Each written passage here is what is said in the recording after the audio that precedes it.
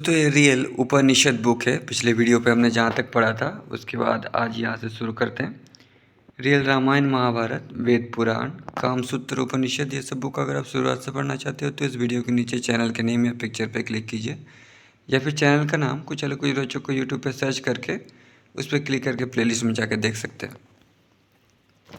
तो यहाँ से ये देह रूप भ्रम संसार रूप रात्रि में दुख स्वप्न के समान है और इसका प्रसार भी पवित्रता से परे है।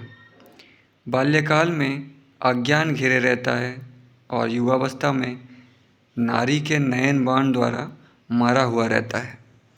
तो अंतकाल में ही ये स्त्री पुत्रादि की चिंता में रत रहने वाला अधम अपना क्या उपकार कर सकता है।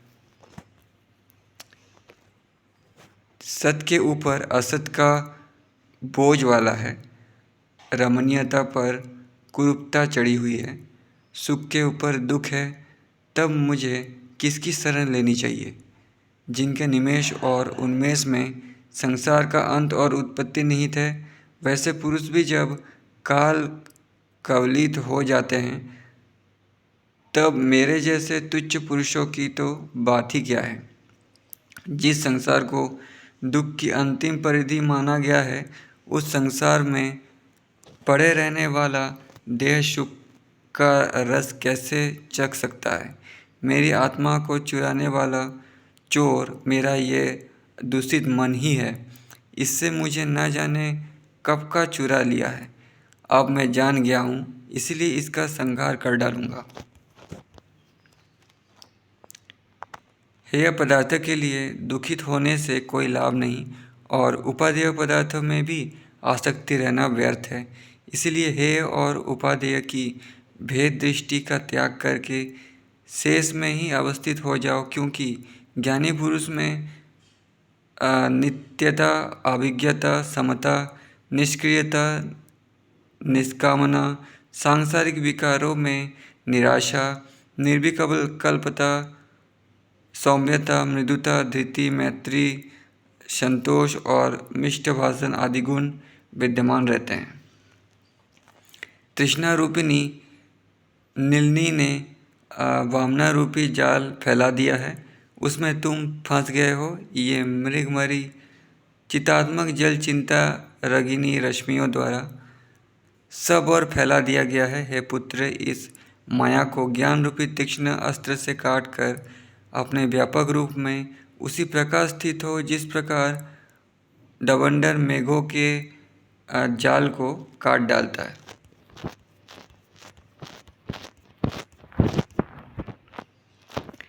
जैसे वृक्ष के बेटे में लगी हुई कुल्हाड़ी वृक्ष को ही काट डालती है, वैसे ही मन से मन को काटकर पवित्र पद में अवस्थित हो।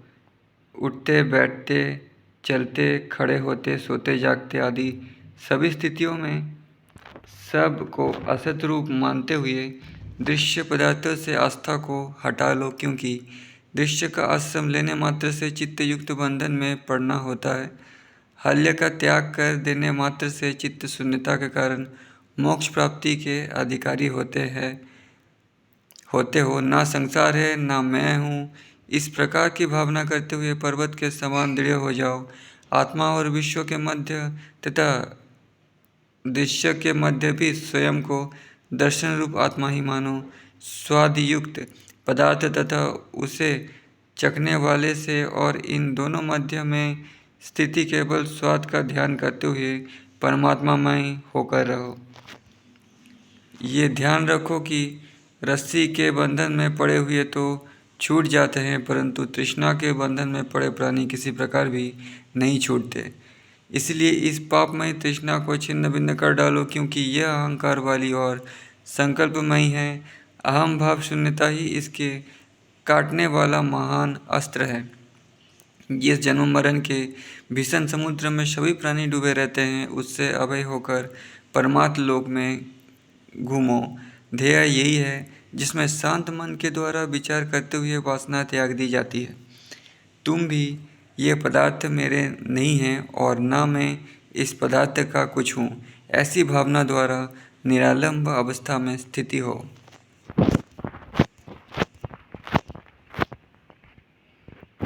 समस्त बुद्धि के द्वारा जो पुरुष वासना को सर्वथा छीन करके महत्व रहित हो जाता है, उसी से देह का बंधन भी त्यागा जा सकता है। इसलिए वासना को नष्ट कर देना परम कर्तव्य है। जीवन मुक्त उसी को कहते हैं जो अहंकारित्मिकता वासना का सहज ही त्याग कर ध्येय वस्तु का भी त्याग कर देता है। कल्पना रूपिणी वासना का समूल त्याग ही शांति कराने वाला है। जीवन मुक्त पुरुष ही वैसा त्याग करने में समर्थ है और यही पुरुष ब्रह्मज्ञानियों में श्रेष्ठ कहा जाता है। ऐसे ही मनुष्य संसार के संतापों से मुक्त होकर ब्रह्मत्व को प्राप्त होते हैं। योगी जन सम और दम से युक्त होने के कारण समय समय पर प्राप्त होने वाले सुख दुखों में लिप्त नहीं होते। इच्छा और अनिच्छा दोनों से ही जो रहित है और जो सुसुप्त के समान व्यवहार करने वाला है, वो जीवन मुक्त कहा जाता है। जिस पुरुष में वासना का अभाव है, वो काम, क्रोध, मोह, हर्ष, अमर्ष और भय आदि के वशीभूत होकर सुख दुख को नहीं मानता। ब्रह्म विषयों से आविर्भूत तृष्णा बंधन में डालने वाली है और सब प्रकार से विषय वासनाओं से शून्य तृष्णा मुक्ति प्राप्त कराने वाली है। किसी वस्तु के प्राप्त करने की कामना दुख भय की जन्मदायिनी है, उसे घोर बंधन स्वरूपा समझनी चाहिए। संत जन सत असत रूप पदार्थों की अभिलाषा का सर्वथा त्याग करके परम श्रेष्ठ पद पाते हैं। हे पुत्र, बंधन में विश्वास तथा मोक्ष में विश्वास, सत असत में विश्वास, ये सब सुख दुख स्वरूप ही है। इनके त्याग द्वारा प्रशांत महासागर के समान निश्चल और अत्यंत शांत होना श्रेयस्कर है, यानी श्रेष्ठ है। हे श्रेष्ठ आत्मन, मनुष्य 4 प्रकार के निश्चय वाला है। मेरे देह की रचना माता पिता द्वारा हुई है, वो प्रथम निश्चय मानना चाहिए। मैं जगदात्मक भावों से रहित केशाग्र से भी सूक्ष्माकार आत्मा हूँ, ये दूसरे प्रकार का निश्चय है। इस निश्चय के द्वारा संत जनों को मुक्ति प्राप्त होती है। मैं अखिल विश्व के पदार्थों का आत्मा, सर्वस्वरूप एवं अविनाशी हूँ, ये तीसरे प्रकार का निश्चय भी सुक्ति का कारण होता है। मैं और ये संपूर्ण विश्व आकाश के समान शून्य है, ये चौथे प्रकार का निश्चय मोक्ष सिद्धि का दाता है। इनमें प्रथम निश्चय बंधन प्रदान करने वाली तृष्णा से ओतप्रोत है। शेष 3 प्रकार के निश्चय पवित्र तृष्णा वाले हैं। जो लोग इन 3 प्रकार के निश्चय से युक्त होते हैं, वे आत्म तत्व में रत रहने वाले जीवन मुक्त है। सब कुछ अपने को मानने वाले पुरुष फिर कर विषाद में नहीं पड़ते हैं। आत्मा के नाम से बोला जाने वाला शून्य ही प्रकृति, माया, शिव, पुरुष, ईशान, नित्य एवं ब्रह्मज्ञान है। पर ब्रह्म में समन्वित अद्वैत शक्ति ही द्वैत दिखाई देती है और द्वैत द्वारा प्रकट पदार्थ से विश्व निर्माण की माया करती हुई बढ़ती है। जो पुरुष विश्व प्रपंच से दूर अवस्था में रहते हैं, वे सांसारिक विषाद में कभी नहीं पड़ते। हे पुत्र, आत्मवाद में स्थिति रहकर असंतोष ना करते हुए परिपूर्ण चिन्मय तुम समस्त आशाओं का त्याग करते हुए वासना शून्य होकर राग रहित और तोप रहित होकर दिखावे के रूप में सभी सांसारिक व्यवहारों को करो। ब्राह्म क्रोध का रूपक बनाते हुए भी भीतर से क्रोधहीन बन जाओ तथा बाहर से कर्ता परंतु भीतर से अकर्ता बने रहो। इस प्रकार शुद्ध चित्त वाले होकर लोक में विचरण करो, क्योंकि जो शत्रु मित्र को समान समझता और नित्य प्राप्त कर्म को करता है और जो इच्छा निच्छा से मुक्त है, जिसे ना किसी वस्तु की कामना है और ना हर्ष शोक है, प्रियभाषी तथा सबके आश्रय का ज्ञाता है, वो इस संसार में कभी शोक को प्राप्त नहीं होता है। पुत्र, अहंकार का त्याग कर कलंक की कालिमा से सर्वथा बचे रहो और आकाश के समान निर्मल की कालिमा से सर्वथा बचे रहो और आकाश के समान निर्मल जीवन वाले शुद्ध मन से स्वच्छंद विचरण करो। श्रेष्ठ आचरण वाला उदार विषयों में अनासक्त और सर्वश्रेष्ठ आचारों का अनुगामी होकर अंतःकरण में वैराग्य धारण कर बाहर से श्रेष्ठ व्यवहार करें। ये मेरा बंधु नहीं है और यह है, ऐसा विचार अल्प बुद्धि वाले करते हैं। जो लोग उदार मन वाले हैं उनके लिए तो संपूर्ण संसार ही कुटुंब है। भाव अभाव से रहित, जरा मरण से सर्वथा दूर तथा जिनमें सभी संकल्प आश्रय लेते हैं, ऐसे ही राग रहित परम पद में अवस्थित होना चाहिए। इस प्रकार की स्थिति की कामना रहित एवं निर्मल ब्राह्मी स्थिति कही गई है। इसका अवलंबन करने वाला साधक संकट के अवस्थित होने पर भी मोह से दूर रहता है। शास्त्र से प्राप्त हुए ज्ञान द्वारा, महत्वादि गुणों के द्वारा अथवा वैराग्य वृत्ति के द्वारा संकल्प को नष्ट करने पर मन स्वयं ही उन्नतावस्था को प्राप्त होने लगता है। निराशा के वश में पड़ा हुआ मन वैराग्य के बिना पूर्णता को प्राप्त नहीं हो सकता। जब वो आशा से समन्वित होता है तब शरद ऋतु में स्वच्छ हुए सरोवर के समान राग युक्त हो जाता है। परंतु भोगों से विरक्त को प्राप्त हुए मन को बारंबार राग आदि में डालते हुए विज्ञ पुरुष लज्जित क्यों नहीं होते। चित्त और विषयों का योग ही बंधन है, उससे छुटकारा पा लेना ही मुक्ति कहा जाता है। वेदांत सिद्धांत का यही एक सार है कि विषयों से युक्त चित्त ही आत्मा है। इस विचार को सत्य मानकर स्वच्छ अंतःकरण द्वारा स्वयं को ही देखो। ऐसा करने से आनंद स्वरूप पद प्राप्त होगा। ये लोक, दिशाएं और जीव मात्र सब कुछ चित्त है। मैं स्वयं भी चित्त हूँ। दृश्य और दर्शन से स्वच्छंद हुआ निर्मल रूप वाला ये साक्षी चिदात्मा आभास रहित होता हुआ तथा प्रकट होता हुआ दृष्टा बन गया है। मैं महान राबित मात्र पूर्ण ज्योति स्वरूप संवेदन से सर्वथा मुक्त और चिद्रूप हूँ। हे मुने, सभी संकल्पों को शांत कर कामनाओं के परित्याग पूर्वक निर्विकल्प में अवस्थित हो। इस मोहोपनिषद का नित्य अध्ययन करने वाला ब्राह्मण यदि अश्रोहित हो या श्रोहित हो जाता है तो उपनीत न हो, वो उपनीत हो जाता है। इससे अग्निपूत, वायुपूत, सोमपूत, सत्यपूत आदि सब कुछ होता है। ये पूर्ण पवित्र होकर देवताओं से परिचय प्राप्त करता है। उसे सब देवताओं के ध्यान का और तीर्थों का फल मिलता है। वो सब यज्ञों का अनुष्ठान करता होकर सहस्त्र गायत्री जन के फल का भागी होता है। वो 10 सहस्त्र प्रणव के जाप का तथा सहस्त्र इतिहासों और पुराणों के पाठ तथा अध्ययन का फल प्राप्त कर लेता है।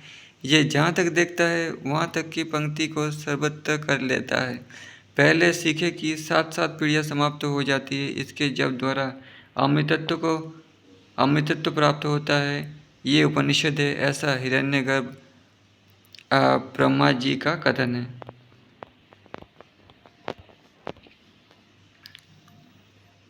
त्रिशिखी ब्रह्म उपनिषद, शांति पाठ। ओम शांति। त्रिशखी ब्राह्मण ने आदित्य लोक में जाकर भगवान आदित्य से पूछा, भगवान देह क्या है, प्राण क्या है, कारण क्या है, आत्मा क्या है। आदित्य भगवान ने उत्तर दिया, इस समस्त को शिव रूप जानो। वही नित्य शुद्ध निरंजन विभु अद्वैत शिव अपने एक ही प्रकाश से सबको देखकर तप्त लोहे के पिंड के समान एक को अनेक रूपों में प्रकाशित करता है। और शिव कौन है? आत्मा। हमने शिव पुराण में पढ़ा था, शिव ने कहा था आत्मा की पूजा करो। तो आत्मा का, ब्रह्म का तप करके ही शिवत्व और विष्णुत्व की प्राप्ति करते हैं। तो अनेक रूपों में प्रकाशित करो। यदि ये प्रश्न किया जाए कि वो प्रकाश करने वाला कौन है, तो कहा जाएगा कि अविद्या युक्त ब्रह्म सत शब्द का वाक्य है। ब्रह्म से अव्यक्त, अव्यक्त से महत, महत से अहंकार, अहंकार से 5 तन्मात्रा, पंच तन्मात्रा से पंच महाभूत, पंच महाभूत से यह समस्त जगत उत्पन्न होता है। वो संपूर्ण क्या है? ये भूतों के विकास से उत्पन्न विभाग रूप है। भूतों के विभाग से एक ही पिंड के विभाग किस प्रकार होते हैं? उन विभिन्न भूतों के कार्य कारण भेद से अंश तत्व वाच्य स्थान भेद, विषय देवता कोश भेद ये विभाग होते हैं। अंतःकरण मन, बुद्धि, चित्त, अहंकार 5 आकाश है समान। उदान, ध्यान, अपान, प्राण ये 5 वायु है। श्रोत्र, त्वचा, जिह्वा, प्राण ये अग्नि है, अग्नि से है। शब्द, स्पर्श, रूप, रस, गंध ये 5 जल से है, बानी हाथ, गुदा पैर और उपस्थ ये पृथ्वी से है। ज्ञान, संकल्प, निश्चय, अनुसंधान, अभिमान आकाश के कार्य तथा अंतःकरण के विषय हैं। समीकरण, नेत्र खोलना, पकड़ना, सुनना, उच्चवास ये वायु के कार्य और प्राणादि के विषय हैं। शब्द, स्पर्श, रूप, रस, गंध ये अग्नि के कार्य और ज्ञानेंद्रिय के विषय हैं और जल के आश्रित है। बोलना, दान, गमन, विसर्जन तथा आनंद पृथ्वी के कार्य तथा कर्मेंद्रियों के विषय भी अंतर्भूत है। मन और बुद्धि में चित्त और अहंकार अंतर्भूत है। अवकाश हटाना, दर्शन, धारणा, सूक्ष्मतम तन्मात्रा के विषय हैं। इस प्रकार बाहर अंग हैं जो आध्यात्मिक, अधिभौतिक और अधिदैविक तीनों भागों में हैं। इनमें चंद्रमा, ब्रह्मा, दिशा, वायु, सूर्य, वरुण, अश्विनी कुमार, अग्नि, इंद्र, उपेंद्र, प्रजापति और यम ये बाहर इंद्रियों के अधिदेवता रूप से 12 नाड़ियों में स्थित रहते हैं। ये प्राण ही है, अंगों का ज्ञान रूप ही ज्ञाता है। अब आकाश, वायु, अग्नि, जल, अन्न का पंचीकरण इस प्रकार है। सामन वायु के योग से ज्ञात करना होता है। श्रोत्र द्वारा शब्द रूपी गुणवाणी के आश्रय से आकाश में स्थित है और आकाश भी स्थित है। व्यान वायु के योग से मन है। त्वचा द्वारा स्पर्श गुण हाथ के सहारे वायु में स्थित है और वायु भी स्थित है। उदान वायु के योग से बुद्धि है। चक्षु द्वारा रूप गुण पैर के सहारे अग्नि में स्थित है और अग्नि स्थित है। अपान वायु के योग से चित्त है। जीवा द्वारा रस गुण उपस्थ के सहारे जड़ में स्थित है। प्राण वायु के योग से अहंकार है। नासिका द्वारा घ्राण गुण गुदा के सहारे पृथ्वी में स्थित है और पृथ्वी भी स्थित है। ये ज्ञातव्य है। इस विषय में ये श्लोक है।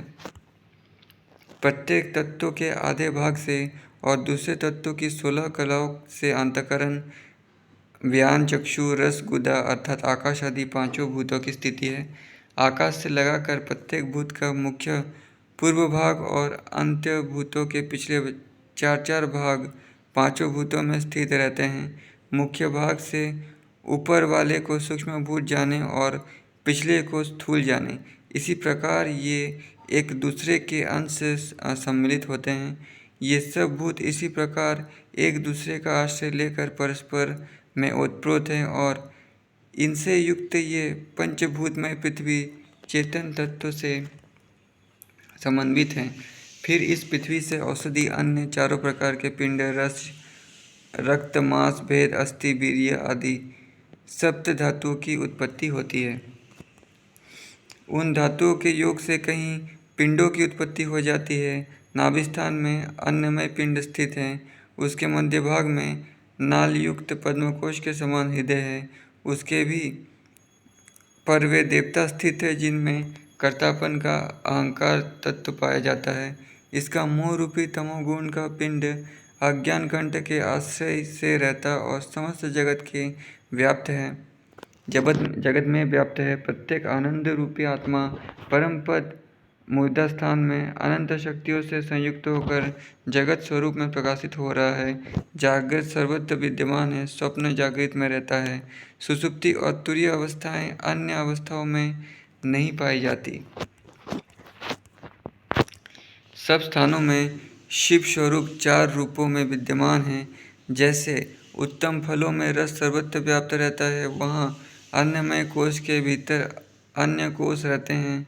जैसे जैसे कोश है वैसे ही जीव है और जैसा जीव है वैसे ही शिव यानी परमात्मा है। अंतर इतना ही है कि जीव विकार रहित है और शिव विकारों से रहित है। कोश ही जीव के विकार हैं जो सब अवस्थाओं में प्रवर्तक हैं। जैसे दूध को मथने से फेन की उत्पत्ति होती है, उसी प्रकार मन के मथे जाने से नाना प्रकार के विकल्प उत्पन्न होते हैं। कर्म से कर्मों का अस्तित्व है।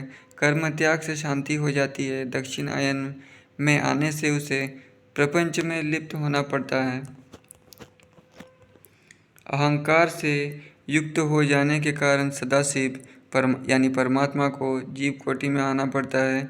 वहाँ अविवेक और प्रकृति के संयोग से वो मोहग्रस्त हो जाता है। वासनाओं में फंसकर वो सैकड़ों योनियों में जाता रहता है और मछली के घूमने के समान सर्वत्र भटकता रहता है। फिर काल प्रभाव से वो विवेक और आत्मज्ञान को प्राप्त होकर उत्तरामुख होकर एक दर्जे से दूसरे दर्जा को प्राप्त होता जाता है। तब वो अपने प्राणों को मूर्धा में धारण करके योगाभ्यास में प्रवृत्त होता है। योग से ज्ञान और ज्ञान से योग की प्रवृत्ति होती है। जो योगी सदैव ज्ञान योग में संलग्न रहता है वो नष्ट नहीं होता। वो विकारों में सदैव शिव ब्रह्म भाव के दर्शन करता है। ऐसा विद्वान योगी सर्व विकारों से रहित ब्रह्म का अनन्य भाव से ध्यान करे। जिसको इस प्रकार ज्ञान योग नहीं होता उसको सिद्धि प्राप्त नहीं होती। इस प्रकार योग के अभ्यास द्वारा प्राणों से मन निरोध करे मानो कुरी की पैनी धार से उसको काट दे। यम नियम आदि अष्टांग योग साधन से ज्ञानमयी शिखा उत्पन्न होती है। योग की दो श्रेणियां हैं, ज्ञान योग और कर्म योग। हे श्रेष्ठ ब्राह्मण, अब कर्म योग के विषय में बतलाते हैं कि जिसका चित्त व्याकुलता रहित होता है वो विषयों के बंधन में नहीं पड़ता। इसी प्रकार संयोग भी दो प्रकार के होते हैं। शास्त्रानुकूल कर्मों में सदैव मन का निग्रह करते रहना कर्मयोग कहलाता है। चित्त को निरंतर आत्मकल्याण में संलग्न रखना ज्ञान योग है। इसमें सब प्रकार की आत्मा संबंधी सिद्धियां होती है। इस प्रकार दोनों तरह के योगों को जो निर्विकार भाव से करता है ये बिना विलंब मोक्ष रूपी परम श्रेय को प्राप्त कर लेता है। देह और इंद्रिय के प्रति सब प्रकार से वैराग्य भावना यम कहलाता है और परम तत्व के सदा अनुराग रखना नियम कहा गया है। सब वस्तुओं में उदासीन वृत्ति ही सर्वोत्तम आसन है। जगत के मिथ्या स्वरूप को भली प्रकार समझ लेना प्राणायाम है। चित्त की अंतर्मुखी वृत्ति ही प्रत्याहार है। चित्त को निश्चल बना लेना धारणा है और मैं चिन्मात्रा रूप हूँ ये भावना ध्यान है। ध्यान का भी पूर्णतः विस्मरण कर देना समाधि है। अहिंसा, सत्य, अस्तेय, ब्रह्मचर्य, दया, आर्जव, सरलता, क्षमा, धैर्य, अमिताहार और शुद्धता ये 10 नियम हैं। तप, संतोष, आस्तिकता, दान, भगवत आराधना, वेदांत श्रवण ही और जप को व्रत कहा जाता है। अब स्वस्तिक आदि आसन और उनकी विधि को बतलाते हैं। दोनों पैरों के तलुओं को दोनों घुटनों के बीच में करके बैठना स्वस्तिक आसन है। पीठ के बाईं और दाहिने गुल्फ को और दाईं और बाएं गुल्फ को लगाने से जो गौ के मुख की तरह होती है वही गौमुख आसन होता है। एक चरण को बाईं जांघ पर और दूसरे चरण को दाहिने जांघ पर रखने से वीरासन होता है। दाहिनी एड़ी को गुदा के बाईं तरफ और बाईं एड़ी को गुदा के दाहिनी तरफ लगाकर बैठे तो ये योगासन कहा जाता है। दोनों जांघों पर दोनों पैरों के तलवों को रख कर बैठने से पद्मासन होता है जो सब व्याधियों और विषयों का नाशक बतलाया गया है। पद्मासन पर अच्छी तरह से बैठकर दाहिने हाथ से बाएं पैर के अंगूठे को और बाएं हाथ से दाहिने पैर के अंगूठे को पकड़ना बद्ध पद्मासन कहलाता है। पद्मासन पर अच्छी तरह बैठकर दोनों हाथों को जानुं और जांघों के बीच में निकालकर भूमि पर लगाकर शरीर को आकाश के अधस्थित रखने से कुक्कट आसन होता है। कुक्कट आसन लगाकर दोनों भुजाओं से दोनों कंधों को बांधकर कछुए के समान सीधा हो जाना उत्तान कूर्मासन कहा जाता है। दोनों पैरों के अंगूठे को पकड़कर धनुष के आकार में कानों तक खींचे तो ये धनुरासन होता है। दोनों एड़ियों से शिवन स्थान को विपरीत विधि में दबाकर दोनों घुटनों तथा हाथों को फैलाकर स्थित होने को सिंहासन कहते हैं। सिंबन के दोनों तरफ दोनों एड़ियों को रखकर हाथ पैर को बांधकर बैठने से भद्रासन होता है। सिंबन के दोनों पार्श्वों को दोनों एड़ियों से विपरीत रीति से दबाकर बैठने से मुक्तासन होता है। दोनों हथेलियों को भूमि पर स्थापित करके दोनों कोहनियों को नाभि के दोनों तरफ लगाएं फिर मोर की तरह सब शरीर को अधर करके सिर और पैरों को ऊपर की तरफ उठाए रहने से मयूरासन होता है। बाईं जांघ की जड़ में दाहिने पैर को रखें और फिर बाएं घुटनों को हाथ से लपेटकर उसी पैर के अंगूठे को पकड़े तो वो मत्स्येंद्र आसन होता है। बाएं पैर की एड़ी को सिबन पर लगाएं और दाहिने पैर को उपस्थ के ऊपर रखें। इस प्रकार सीधा शरीर करके बैठने को सिद्धासन कहते हैं। दोनों पैरों को जमीन पर फैलाकर दोनों हाथों से पैर के अंगूठे को पकड़ लें और फिर सिर को घुटनों पर लगाएं। ये पश्चिमोत्तान आसन होता है। जिस प्रकार बैठने से सुख और स्थिरता प्राप्त हो उसी प्रकार बैठने को सुखासन कहते हैं। जो व्यक्ति असमर्थता के कारण अन्य आसनों को ना लगा सके वो इसको लगाए। जिसने आसन को जीत लिया उसने तीनों लोगों को जीत लिया। मतलब ऐसा समझो, यम नियम और आसन द्वारा भली प्रकार नाड़ी शोधन करके प्राणायाम करें। मानव देह का प्राणायाम अपनी अंगुलियों से 96 अंगुल का है। शरीर से प्राण 12 अंगुल अधिक प्रमाण वाला होता है। देह में स्थित वायु को देहस्थ अग्नि के योग द्वारा न्यून और सम करने से ब्रह्म ज्ञान प्राप्त किया जाता है। मानव देह के मध्य में तप्त सुवर्ण की प्रभा वाला 3 कोण युक्त अग्नि का स्थान होता है। 4 पैर वाले पशुओं में यह अग्नि स्थान 4 कोने का होता है। पक्षियों का गोल सर्प जाति वालों का 6 कोने और स्वेदजों का 8 कोने वाला होता है। मानव देह में उस स्थान पर 9 अंगुल प्रमाण का एक कंद रहता है जो दीपक के समान प्रकाशित होता है। वो 4 अंगुल ऊंचा 4 और अंगुल चौड़ा होता है। तिर्यक पक्षी और चौपायों में ये कंद अंडाकार होता है और उसका मध्यस्थ नाभि कहा जाता है। और इसमें 12 और 12 चक्र हैं जिसमें विष्णु आदि देवों की मूर्तियां हैं। इस चक्र को मैं ब्रह्म अपनी माया से फिराता रहता हूँ। इस 12 आरों में जीव इस प्रकार घूमता रहता है जैसे मकड़ी अपने जाले में फिरता है। जीव प्राण पर अड़ूर होकर ही भ्रमण करता है, उसके बिना नहीं कर सकता। उसके ऊपर कुंडलिनी का तिरछा और ऊंचा स्थान है। वो अष्ट प्रकृति रूपा 8 प्रकार की कुंडली करके कंद को घेरे हुए हैं और वायु तथा अन्न जल के संचार को रोकती रहती है। उससे ब्रह्मरंध्र के मुख को अपने मुख से ढका हुआ है। योगाभ्यास द्वारा ये कुंडलिनी शक्ति पवन द्वारा जागृत अग्नि के समान हृदयाकाश में नाग रूप से अत्यंत उज्ज्वल स्फुरित होती है। अपान से 2 अंगुल ऊपर और सेड़ के नीचे मानव देह का मध्य भाग माना जाता है। चौपायों का मध्य भाग उनके हृदय स्थान में होता है। अन्य प्राणियों का मध्य भाग नाभि के मध्य में होता है। प्राण और अपान से संयुक्त सुषुम्ना नाड़ी देह में 4 प्रकार से प्रकाशित होती है। कंद में मध्य भाग में जो सुषुम्ना नाड़ी स्थित है वो पद्म सूत्र के समान अत्यंत सूक्ष्म है और सीधी ऊपर की तरफ गई है।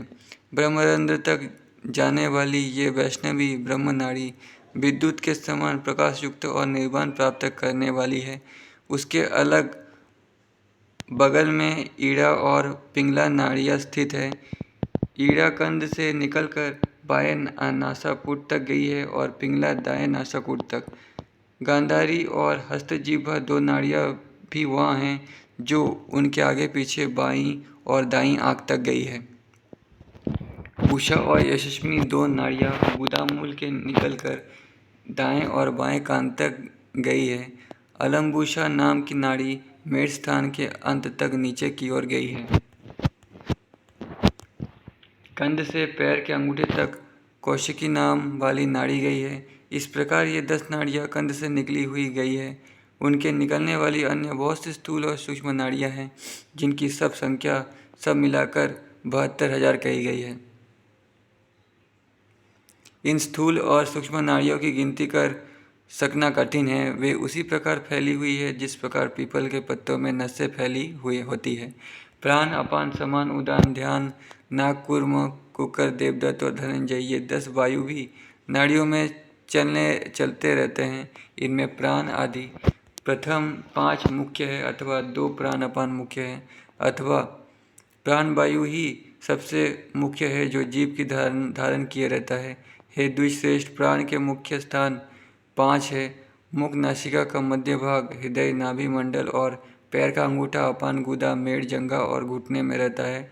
समान वायु सब अंगों में व्याप्त रहता है और उदान चारों हाथ, पैरों और सब संधि स्थानों में स्थित है। तो दोस्तों वीडियो बहुत बड़ा हो गया है। आज की वीडियो पे इतना ही। इसके बाद अगले वीडियो में पढ़ेंगे। तब तक के लिए धन्यवाद।